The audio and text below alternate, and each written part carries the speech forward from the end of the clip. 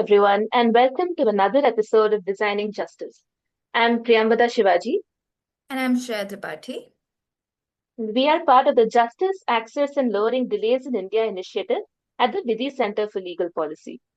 Through this series, we are speaking to various stakeholders in the justice system to identify areas ripe for intervention and potential solutions that we can implement for building universally accessible, inclusive, non-intimidating, future-ready and better courts for all.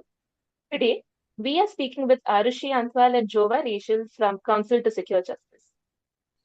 Counsel to Secure Justice is a non-profit working on access to justice for child survivors of sexual abuse, children in conflict with the law, and strengthening child protection systems. Arushi is the Director for Legal Interventions at CSJ, where she leads a team of social workers and lawyers who work with children on both sides of the law. She has undertaken multiple training sessions on POXO and POSH and provided legal advice and support to over 100 children and their families. She has over 11 years of experience as an advocate focusing on women and child rights. We are also joined by Jova Rachel, who is the lead social worker at CSJ. She works as a support person for survivors of child sexual abuse under the POXO Act in Delhi. She is involved in comprehensive care for survivors, accompanying children to court, liaising with stakeholders such as child welfare committees and legal authorities, facilitating rehabilitation, referring survivors to mental health support, and advocating for child-friendly practices within the justice system. Thank you so much for joining us today, Arushi and Jova. I think with your combined experience, this will hopefully be a very illuminating session that will throw light on what survivors of child sexual abuse actually go through when they interact with courts as a physical space and how we can improve that experience for them. So through this interview, we will also aim to identify measures which can be taken to ensure that adequate support, which is rehabilitation and support and positive support focused, actually takes place, and what the justice system can do to step up for these vulnerable persons as well. So we aim for this to be a free-flowing session. So perhaps we can just begin with Arushi and Jova. Perhaps both of you could let us know how long you've been interacting with the judicial system and what has your experience been over the years? What have you seen from how the judicial system typically interacts with child survivors, and what are the gaps that you identify? Thank you, Premada. Thank you, Shreya, for having us. It's lovely to be here. And thank you both and the team for constantly working on this very important issue consistently as well. It is very difficult to be this persistent over so many years. So congratulations to you and your entire team for continuing to speak about it and work on it as well. As for me, I am Arushi and I have been a lawyer. I've been practicing advocate for 11 years now. I graduated in 2014 and since then I've been practicing in the courts of Delhi and NCR. I started my practice, I joined a chamber and I continued to work as well in whatever field my senior at that time was practicing. I went independent in 2018. My work throughout has been focused on legal aid and women-related issues and children. And in 2019, I applied to be a pro bono advocate on the panel of Counsel to Secure Justice, and I represented a child survivor in court. And in 2021, I got the opportunity to join as a legal consultant with CSJ, the present organization that we are still, Joe and I still continue to work for. And I've moved up as the director for legal interventions. So over years, I think in the courts of Delhi, as I would see, it was my experience, especially talking about children. Earlier, I think my interaction with the judicial system in relation to children were in family courts. Oh, okay. I thought there was some lag. Okay, so yeah. So my interaction with the judicial system with respect to children was in family courts, and later on it turned into the special courts that there are for POXO. So family courts, though, designed to be different from regular courts, I think were not that much kinder to children. And special courts also, they are designed to be specifically different from the regular courts. And in Delhi, we have vulnerable witness deposition complexes also, which which are designed in a way that a child survivor can testify without fear. We can talk about it more a little later as well, because these are this is I think, one design which we have, Jova and I both, and our team has seen, really help a child to testify, and without fear, and in a way that, in a manner that could be considered child friendly in the best way possible. So yeah, over to you, Joa. Thank you, Arushi, and thank you, Priyamvada and Shreya. It's such an honor to be talking to you guys, and I got to know about the work through Arushi. It's really commendable again. So yeah, I am Jova Rachel, and I'm a social worker by profession.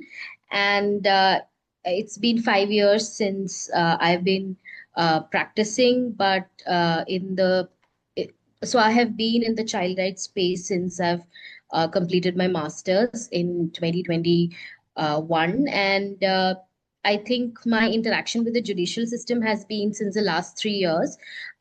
Previously, I was in the Center for Child and the Law, working with the Center for Child and the Law at NLS in Bangalore. And that was basically with the Juvenile Justice Initiative in Bangalore, and with the JJB in Bangalore. And then I moved to Delhi, and I started working with Counsel to Secure Justice as a lead social worker with the survivor support team, with the survivor support program. So yes, I think that has been like on two sides of the law, working with children. And I think interacting with, so that's my interaction mainly with the courts. It's been last 3 years. And there's a difference between what's happening in Delhi, and because as Arushi mentioned that vulnerable witnesses deposition complexes are in Delhi, but that's not something that you see in the the other parts of the country, right? And even in Bangalore in the JJB, I have. Though I was working with children in conflict with the law, there were survivors of child sexual abuse who would come, but there was no VWDC or a separate, corner or a place for a child, and they had to, the deposition was in the same room. And I think in that way, Delhi um, is I think because of it's the capital, it's much more privileged to have those deposition complexes. And but yeah, even though, I mean, we will talk about that later, but I think even though there are these infrastructural facilities, but there are still some of the things that still act as a barrier for as a child when we accompany these children to court. So in CSJ, at CSJ, I am also working as a support person for children, and support person, as you know, is a provision in POCSO Act, and it's assigned by the Child Welfare Committee to sort of be the bridge between the child and the justice system, and also to provide psychosocial support, which may include rehabilitation, mental health services, refer them to the care that they need. So I think a part of our role also entails to accompany children to the court so that they don't, their experience is less traumatizing, I would say is the word. But many a times we see that that's not the case. So yeah, so that's my experience of working and interacting with the courts. Right. I mean, okay, I think from this our next question was about vulnerable witness deposition centers, so we should jump right in. Specifically, like a few things that we would like to cover. Firstly, and I appreciate that both of you work more with children, and it is like a lot of POXO cases, but it's not a children's deposition center. It's a vulnerable witness deposition center, which should include spaces for women, like also like older children, not only a certain demography of children. Whereas in a lot of places, if you have seen VWDCs, we know how they are designed. They are kind of like the kind of toys that are there. It facilitates for like a certain demography of children only. So, like your thoughts on that. Secondly, VWDCs are actually one of the places where the courts have put in a lot of tech support. So essentially, since the person is supposed to depose from a different room, so your video conference needs to work, where there might be a two-way screen, or there are multiple things that need to work. So how has your experience been while perhaps using some of the facilities both in terms of like general facilities available in the VWDC and specifically also like the technological facilities? Okay. So I think VWDCs, as you correctly said, that they are supposed to be used for all vulnerable groups, and we have pushed for like even the parents, like sometimes it's a neighbor or sometimes it's a family member who is an accused person. So we have also pushed and we have used the VC guidelines issued by the Delhi High Court that what are vulnerable groups. We have defined that in front of and advocated for even parents to depose in the vulnerable witness deposition complex. But yes, there is a certain resistance from sometimes we do see that there is a resistance from the bench to use the VWDCs and make full use of them, because it's moving away from the usual courtroom and moving to a different courtroom, which becomes a bit of time taking exercise. So there is sometimes we really have to push hard that this sometimes it's a child, it's really is in a vulnerable position, and they really do need the support of a VWDC to depose freely as they are supposed to. So yes, there is a bit of resistance we have felt, and as for the tech part, most of the time we have seen that the tech does work, okay, and but sometimes there has been some issues with the tech also in VWDCs that we have seen, especially in the newer created ones. So there were some issues where the legal facilitator who sits with the child is unable to hear the judge or the courtroom proceedings. So at the end, what specifically happened was the child was made to sit with the judge in the VWDC. So, defeating the entire purpose of it. So, these tech difficulties, when they seep in, they really just take out all the systems. It was still better than a usual courtroom, because there are not people standing, there are not people coming and going out. So that is there. But yes, tech difficulties do arise in these situations. But yes, over time I've seen that judges have also become more comfortable using VWDCs. They have taken it for granted that if it's a child coming in, it will happen in VWDCs. But then also it is not a confirmation that 100% it will happen. Sometimes we do have to push for this. That is there. And Jova, please do talk about the waiting area and the experience of the child through that, and also using the facilities as well. Yeah. Sorry, Jova, can I just add to the question for you as well? Yes. Yeah. Since you also work as a support person, so you want to know at what stage of the proceedings do they generally invite you to come in? And in terms of like Arushi said, waiting area, but also, I mean, technically you are like helping the court. You are, part of the proceedings. So what are some of the facilities that perhaps you would need? I don't know if they're there or not. So if they're there, please do tell us. But if not, like what are some, so in terms of like infrastructure again, what are some of the things that you would also think would help you first give your services more efficiently? Yeah. Uh, so, I mean, at what stages we sort of interact with the child, I think is soon after the child is produced before the CWC. So I think when the FIR is, after the FIR is registered, the medical examination is done. The child needs to be produced.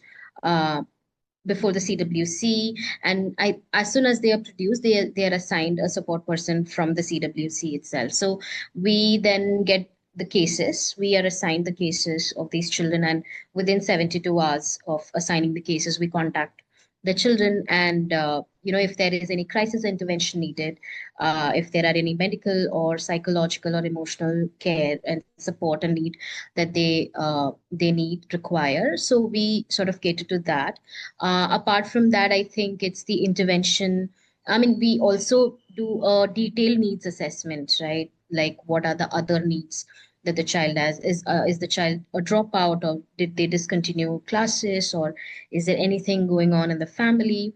We do make a home visit and try to get the detailed understanding of the needs, and we kind of plan the intervention likewise on the basis of that. That is like the pre-trial stage of that. And even during that time, obviously, there are licensing with the police, the investigating officer, on what is the stage, or has the charge sheet been submitted, or what is happening with the case, where has the investigation reached, and stuff like that as well.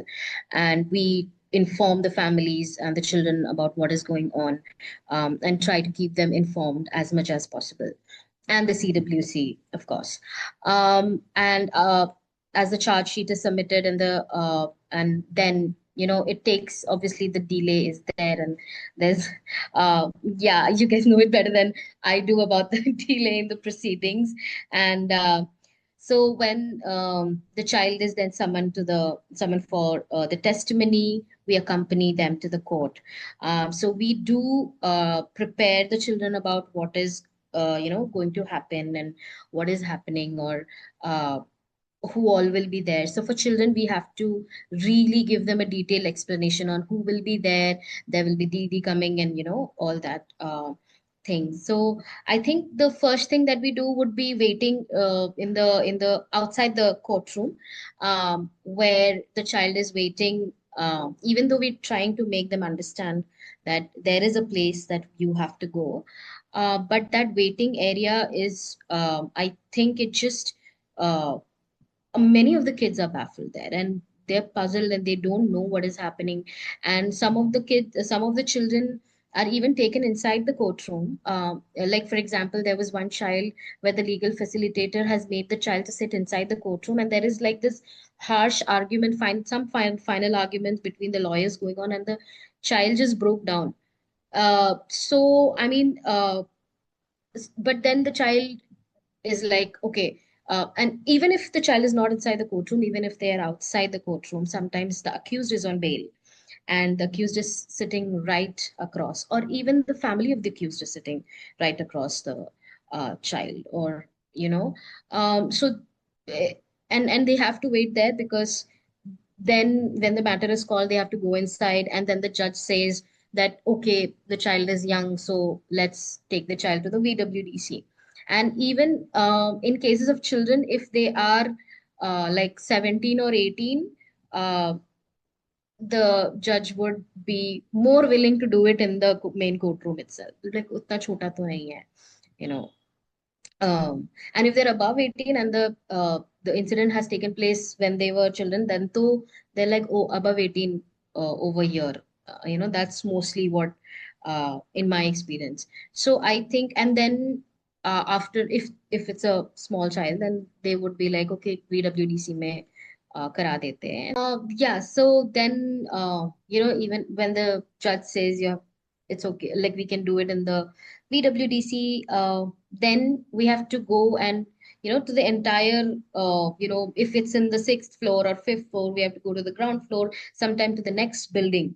The VWDC is in the next building, and we have to take the family through the court complex and walk, and and I think it is even more difficult for children with special needs, or persons with disability, um, because it's an added vulnerability to the child, and they have to move an entire building. And there were also times, like, I remember for one of the child, we had gone to another building for the deposition in the VWDC, and then the VWDC was not vacant. We had to come back to the main building and main courtroom, and then there was the next date given. Because so, these are like, back and forth the family has to, travel, and I think that really I mean, the families, the parents do come with an expectation like, oh, acha court hai, to aisa to hoga hi, but not the child, right? And they are really baffled with those situations. Uh, yeah.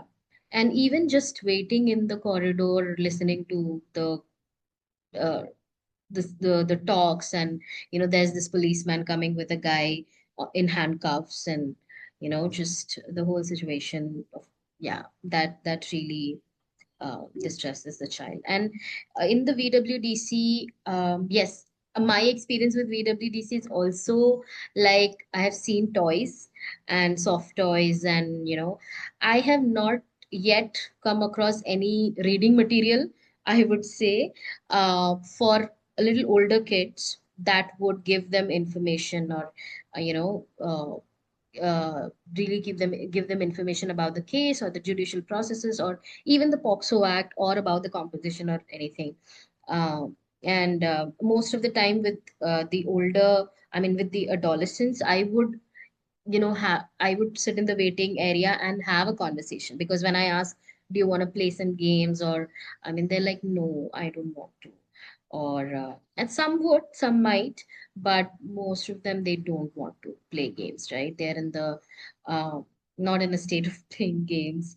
And but then, just to try to ease them and make them comfortable, I would want to have discussion. Or with adolescents mostly, I would talk and listen to their perspective.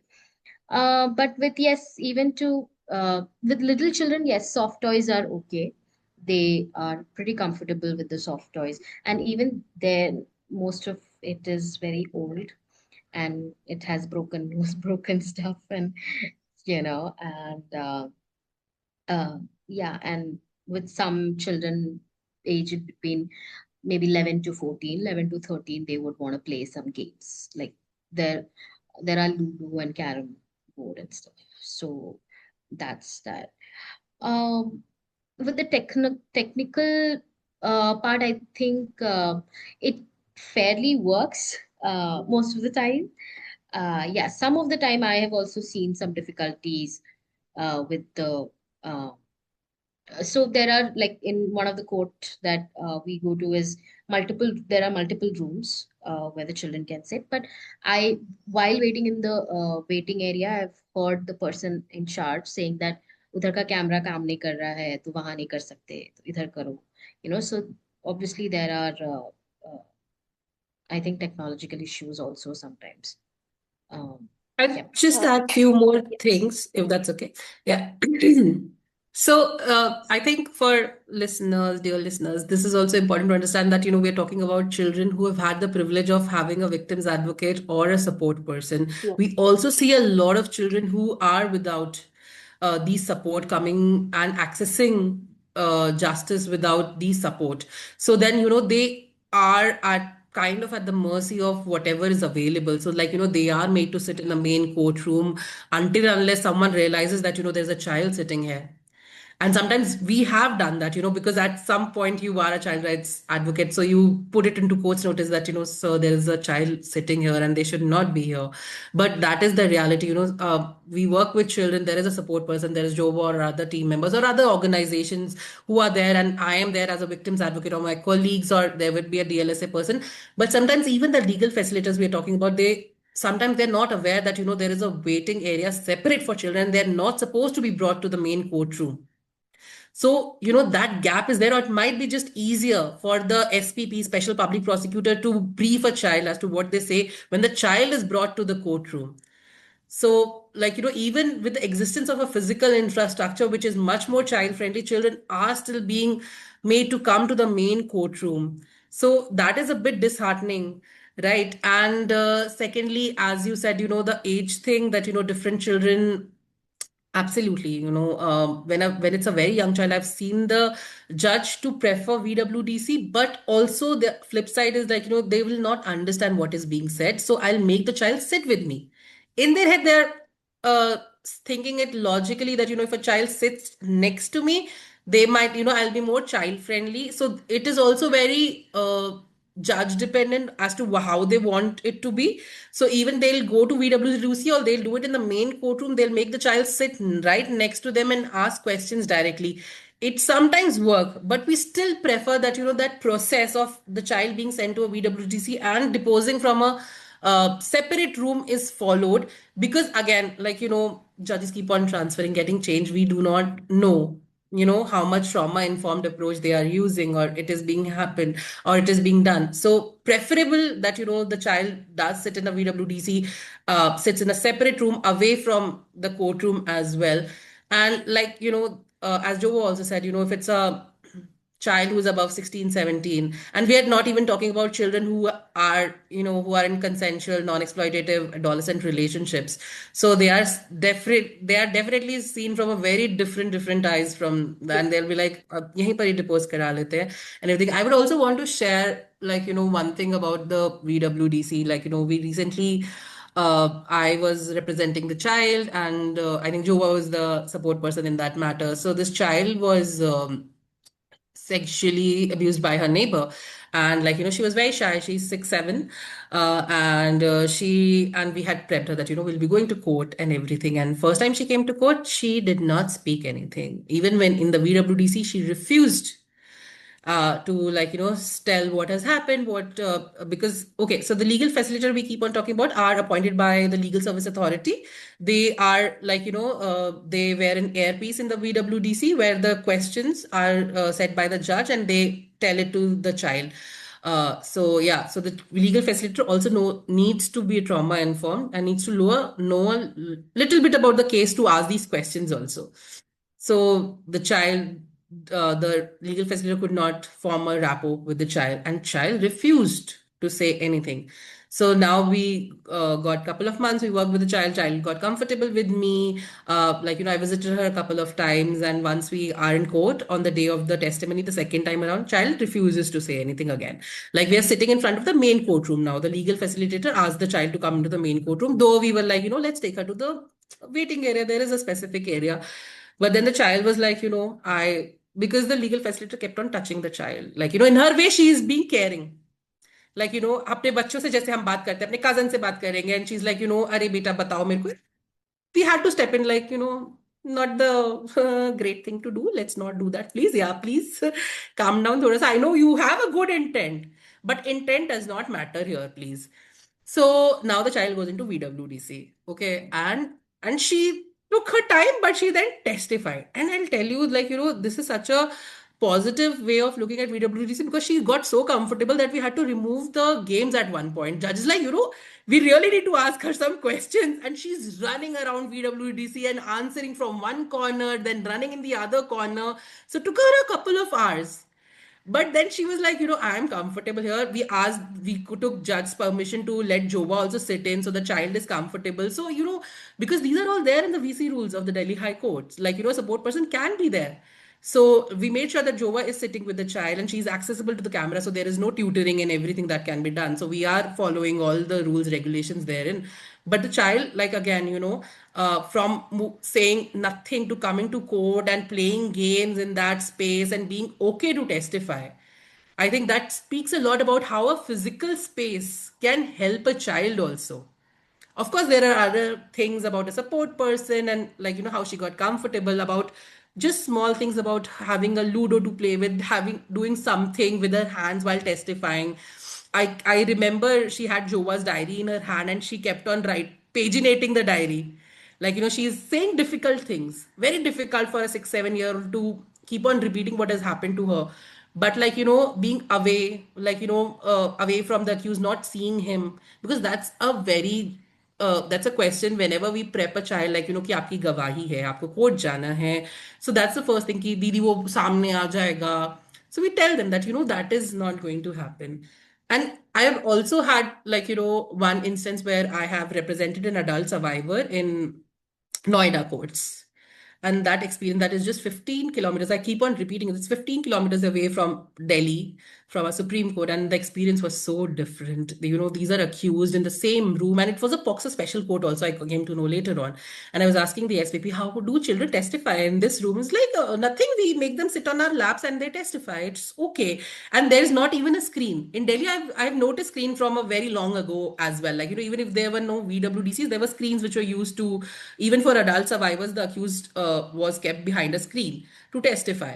So, it's a very privileged position when we are talking about Delhi, about VWDCs, but we know even 15 kilometers away from Delhi what is happening. And I'm sure it's across India also how difficult it is to make children comfortable. And children, especially like what Joe was saying, we are talking about children who are neurotypical and they are okay, they're not specially able, but children with added vulnerabilities, it's so difficult for them to navigate a system where there are no pathways, there is no signage, and if there is not a support person to tell them ki kahan aana hai, I'm sure they'll be just at someone's mercy to just navigate a very complex system. It took it as advocates, even if I go to a new courtroom, it will take me some time to figure out which courtroom is where. And even the VWDC, I think someone must have, with good intent, kept it at a corner. But then it also becomes there's a flip side to it, is it becomes very difficult to navigate. We don't know, have the defense counsel Yeah. keep on asking, ma'am, VWDC hai kaha? I'm like, sir, saath mein hi chaliye, I'll tell you where it is. And Yeah. then to understand if a child or their family is navigating it without a support person or any person, how will they reach? There is no help desk. In Delhi High Court, you see there is a help desk. When you enter it, there is a person sitting there to tell you about the needs and everything. What about our district courts? And I'm not even Yes. started talking about our juvenile justice boards in Delhi. I've not Yeah. even started there. If you have We visited actually one, wanted to ask you about that as well, though, actually, about I think when we talk about children and the justice system, we automatically think specifically of child survivors, but children in yeah, conflict with the law is also a category that often goes under notice. And absolutely. Again, good thinking, good intention to keep JJBs away from court. Family courts are made separately. What I think, but what has the impact of it is that they are removed. Lawyers don't want to go there specifically because it's difficult for them to maybe have a case load and go to Saket and Rohini or wherever and then go to JJB. So there are very specific advocates who practice in JJBs. So, but if you see a juvenile justice board, if you've ever been there, so there's one room. I'm talking about one specifically where we mostly go, but it's what I've heard from my other colleagues as well is similar, that there is one room where the principal magistrate sits with the social members, and there's a very similar to courtroom, though it is not supposed to be, but there is not a pedestal, so they sit on the level as the on same eye level, right? And they don't wear the black and whites. It's supposed to be child friendly and everything. But when you go outside, and that room is mostly when the item is called in, only the child and that matter is taken in. So, but what happens is then there are people waiting outside in heat. Children, young children, all children are waiting outside. Lawyers are sweating outside. Everyone. So there's just a tin ka chhat, and then there are blasting AC inside that one room, and everyone, families, children, whoever is there, is waiting outside. There's no shade as well. There is no physical infrastructure. There's no waiting area. Right. And now in one of the JGBs that we were, there is a waiting area for victims. Right. There is one now, there is a area, but again, we have seen the reluctance of a child to be testified in a separate room. So they generally do it in the main room, and it's an in-camera proceeding which happens, so no one enters. But yes, and because as an organization, we do work with children on both sides of the law. So, but yeah, it's very important to talk about the physical infrastructure of the juvenile justice boards as well. We keep on talking about it being child friendly, but truly is it? yeah, yeah. I think there's a long way to go before we have all these guidelines on paper, but it's not being translated into practice yet. So Yeah. it's definitely a long way to I think one other sort of question that comes to mind from this is a major part of this implementation depends on the attitude and the knowledge of these judges, in these individual judges, or even the prosecutors and others who are legal facilitators who are interacting with these children. So we wanted to ask from your experience conducting training for these persons, etc. So what sort of training do you usually provide to sensitize them regarding what child friendly should actually mean? And do you see that it has led to any change in attitudes, or is it additional forms of training, more frequent or more interdisciplinary sort of training that needs to be undertaken for this? Absolutely, it needs to be interdisciplinary because I think we do a lot of capacity building. We have trained police, we have worked with child welfare committees, we have also done trainings for judges on trauma-informed approaches. I would like Jova to talk about that more in a bit. And also, they are there, but they always need to be more because also they keep on getting transferred out, right? So, either the PP will be transferred out or the judges that we have worked and made a relationship with will move out, or and so that that knowledge gap always continues. And now I see more judges, absolutely, I see more judges being aware about what a support person is. Being it was so difficult, as in even in 2021 I'm talking about, they would like kiske vakil ho?" I was like complaining to aap PP ko assist karo. So I'm like, no, my lords, in POXO there is a separate victims advocate who can represent the child as well. There is a separate locus that I have. And then who is a support person? Aap kahan se appoint ho? So these are now these questions are less frequently asked. So I would say there has been a shift of judges knowing, POXO thoroughly, also, knowing the entitlements of the child. Absolutely. We have seen, judges passing also, uh, uh, uh, orders on rehabilitation a lot. We have seen uh, protecting the child, witness protection also orders being passed by judges, which, took earlier used to take a lot of our advocacy to happen.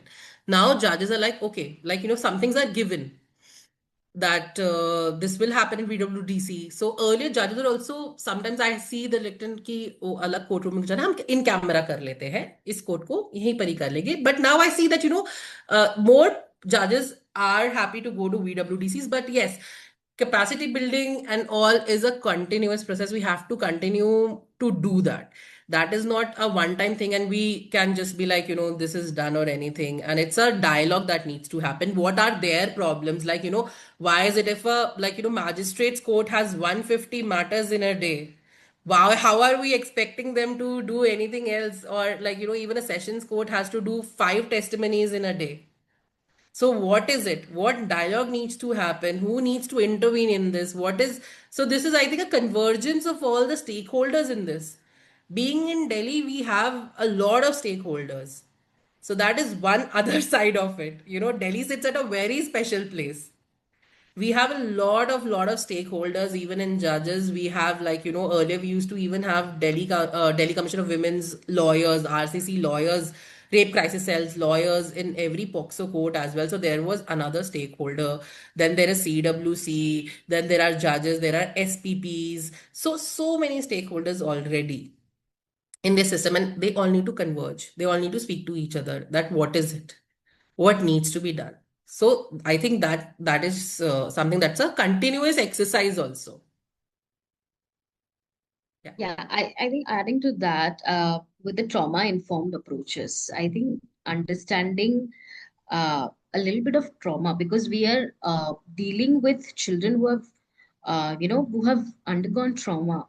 So I think majority of it would be understanding how trauma works in at least the basics of it. For example, as Arushi mentioned about that legal facilitator who was trying to touch the child and trying to make her comfortable, right? It is from a good intent, but being aware of the trauma would also mean that you are aware that especially survivors of sexual abuse are, there's an aversion to touch. They don't want people to touch.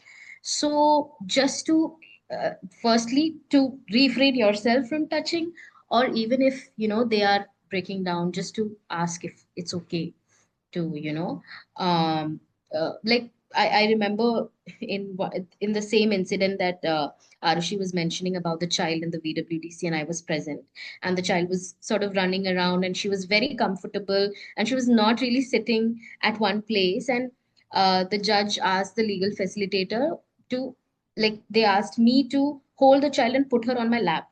I like, that's not something that I want to do, because the child might not, oh, the child is comfortable, but I don't want to keep her on my lap. That's not something, to just to understand that it's not okay for making children sit on lap or touching them on their cheeks. And, that's the basic of it, to understand that. And I think, yeah, I think training, the advocates, the lawyers, the judges on trauma informed approaches would be, as a social worker and as a support person, I think that's something uh, I would like to add on, additionally, on what obviously Arushi mentioned. And the attitude of the judges really impact the children.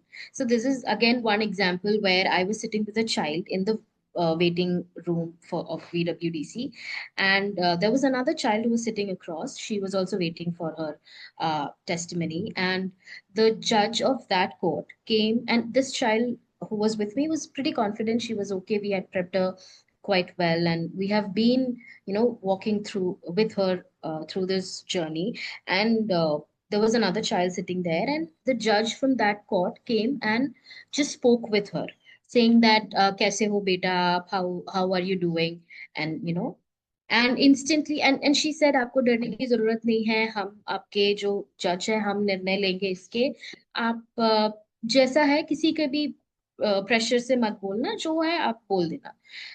So, and the child instantly really was confident. That made a difference.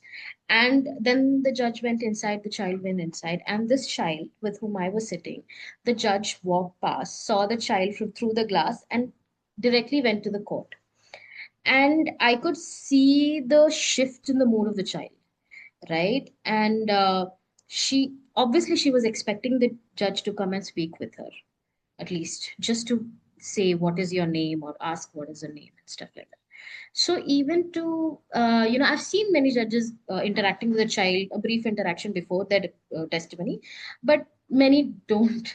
So that also makes a difference. That really, आप जो बोलना है हम देखेंगे आपको camera से, आप जो बोलेंगे हम सुनेंगे. So, those things really reassure the child. Just an understanding of that as well, training the judges on. Yeah. Just I remembered something like, even when we were working about the handbook also, we talked about this waiting area in the VWDC, right? So a lot of children sit there in that waiting area, and all of them, like, typically have experienced sexual abuse, because these are mostly POXO cases and the children are there. And I think we discussed during the handbook also that, this area also needs to be segregated more, because like, the in charge of that waiting area will come and ask each child ki kya case hai tumhara, kya case hai tumhara. So the other children keep on hearing that, and like, and acha, and they'll discuss it also, because again, like, who's stopping them? And sometimes there is a social worker with one child who might, like, interject or, like, intervene, like, you can't do that, I'll tell what is it about the child. But sometimes children are just there by themselves or with a parent maybe. So then they have to, like, ki हाँ मेरा ये case है, FIR number है, ये है. So that also, like, there are so many ways in which a child can be re-traumatized just by coming to court. There are so many places that it can happen. The idea for us is to be there to just reduce that re-victimization, right? And again, I am emphasizing that it's not in every case that you have a lawyer or a support person with that child. Mostly it's just a, public prosecutor who's representing the child, and there is a judge, and of course there's a defense counsel, but no one there for the child as well. So these waiting areas can also be a place which need more thought in the VWC itself, like, where the child information needs to be there before, like, of course, because all the information is there with the court. So it doesn't need to come from the child again that, what is your case? Why is it needed? What's the point? So, yeah. I mean, I feel like there are like a lot of considerations, and in a lot of places, like some of these things are taken into consideration. I mean, perhaps one of the reasons of like putting the VWDC in one corner it is to segregate it, but then that leads to other issues. I mean, as to how to find it, you should perhaps have the signage for it to be easily accessible. And I mean, yeah, like you said, in a lot of places, like certain interventions have been made, but not everywhere everything has been done. And like the thought is there, but the way it is implemented on the ground is lacking in more ways than one. So in terms of, again, like going back to like to just wrap this up, if you were to choose one thing about the system that needs to be changed, whether it could be something that is physical, it could also be something procedural, but yeah, like do cover something physical if possible, that that a quick, like a small fix. Of course there's a long way to go, but the first thing that you think we should do in our journey to make VWDCs and just courts in general a little more comfortable almost for vulnerable witnesses and children coming to the court. I think the most basic would be to just have signages in all languages or to just have a help desk. Like, if a person is coming there and they can just navigate the child or the parents to that, this is where you're supposed to go. So I think that will just make a lot of difference altogether. And it's, I think, a small interjection which can make a lot of change. And secondly, like I said, that, that waiting area also in the VWC itself can be much more a healing space rather than a traumatizing space, honestly. And like, having more age appropriate things there, just not like, just a couple of dolls or something. I understand financial constraints, like every system there are. So but these are very small interjections that I'm talking about again, that, having more age appropriate material, playing things, and just having little more segregated area in the waiting room itself. I think that will be a bigger push with smaller intervention. So yeah. Yeah, I think Sorry, Arushi, sorry. I'll just no, sorry, no. yeah, I'll just sorry. say, and systems, we'll need to have a different conversation altogether. That's like, a very longer. Understandable. Yeah, and but because like, I keep on talking about that, Delhi and every other state also, when we like, converse with our colleagues across state lines, and then you're like, you have VWDCs, and I get that. But then also there is such a long path for us to walk together. So the system change, we definitely need to have another call. But like, yeah. Sorry, Jova, please continue. Yeah, no, I was just saying that Arushi said all the small fixes she has already covered. I don't have any small fixes. It's just big fixes that vulnerable witness should be near the court, and but I think I totally agree with what Arushi said. Those about signages, right? Like I was lost inside the courtroom finding the vulnerable witness when I was 1 month into or 1 week into my work. So just a signage would help, and people, and obviously a little bit of awareness about where even the court staff or other lawyers inside the court building do not know about where VWDC is. So um, and I think one of the things, I don't know if this come under if this would come under infrastructural, but uh, I think I'm not getting the word, but training the legal facilitators on trauma informed approaches. I think that also, yes, physical space is important, but just when the trauma informed approach, because the legal facilitator is with the child in the VWDC as well. Um, so just a little bit of awareness on that might go a long way. Yeah. Yeah, absolutely. I think the ultimate takeaway is that, again, while we keep talking about this, these conversations are just the beginning, and we need to continue our work on the ground to make sure that the system really listens and that these changes that we're talking about are actually implemented. Because it's not just a question of small or big; it's a fact that ultimately it has to be done either way to ensure that children get the support that they need. So definitely a long way for us to continue, for us as well, and for the system as well to keep going, I think. So thank you so much, Arushi and Jova, for joining us today and for so generously taking so much time and sharing your experiences. And I think it really helps to contextualize this for listeners who, may not really be aware of what the situation is like on the ground. So to see you share your experiences working with actual children who have been through this process, and as advocates and as support persons who are interacting with the system on a daily basis, I think that really helps to shine a spotlight on the kind of areas that we need to be looking at. So thank you so much, and hopefully we continue, and one day we will see a better, more inclusive, uh, and less intimidating justice system for everyone. Fingers crossed. Thank you Absolutely. so much Fingers for crossed. Thank you. Thank you so much. Thank you Continuing to so work. much.